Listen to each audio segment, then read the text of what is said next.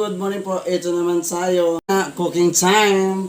Ang ating palulutuin for today ay ginisang munggo. Ginisang munggo with karne ng baboy. Yan. Kasi ayaw ni Mrs. yung matigas yung karne ng baboy. Okay, hulog ko na po siya. Yan.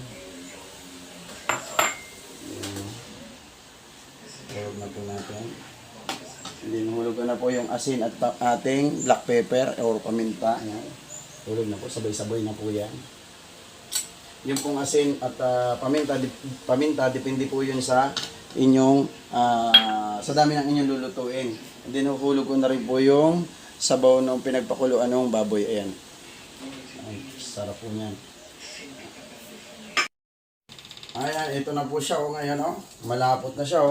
And then, ihuhulog na po natin ang ating swatanghon. Pinutol ko po yung swatanghon kasi medyo nahahabaan. Ayoko po nung mahahaba. Yan. Yung swatanghon. Ihuhulog naman natin ang ating talbos ng sili. Hulog na po natin. Luto na po. And then, halo-halo ng konti. Bango na po niya.